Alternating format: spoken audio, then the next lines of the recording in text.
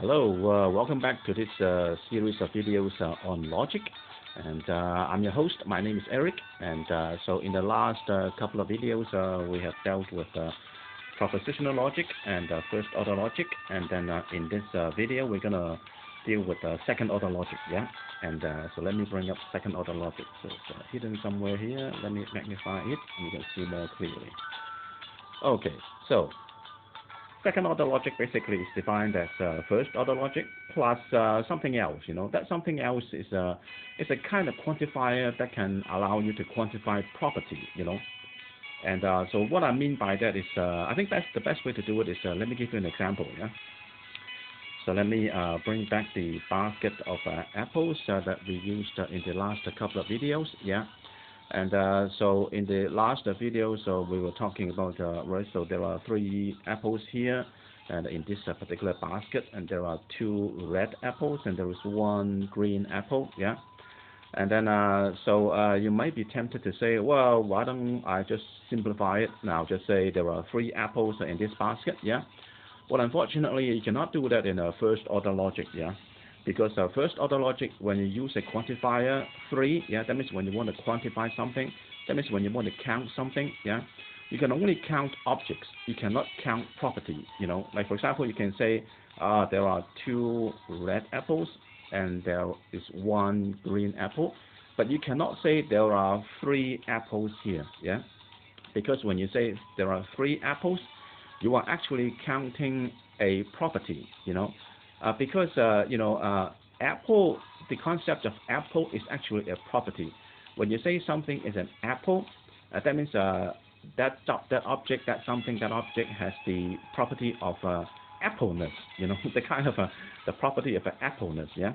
So when you say I count that there are 3 apples here, you are actually counting property. So you're saying that there are 3 objects here whose property is appleness. Yeah. And you cannot do that in first order logic, yeah. In first order logic, when you count something, you can only count exact objects, yeah. You cannot count property, yeah. So you cannot say there are 3 apples here, because apple is considered to be a kind of property, yeah. But it's perfectly okay to do that in a second order logic, yeah. You can say I count that there are 3 apples here, even though apple is actually a property, yeah. And then yeah, so that's a very important distinction between first order logic and second order logic. So as you can imagine, first order logic is much more restricted, yeah, whereas second order logic is much more versatile, yeah, because it doesn't just allow you to count objects, it can also allow you to count properties, And so another example is let's say for example you are a trader in cryptocurrencies, yeah. And then you may be tempted to say, well, I can do trading on all kinds of cryptocurrencies on the Uniswap DeFi platform, yeah. But you're not allowed to say that in first order logic, because cryptocurrency is actually a kind of property, yeah. You cannot say I can trade all cryptocurrencies in the Uniswap platform, because cryptocurrency is a kind of a property.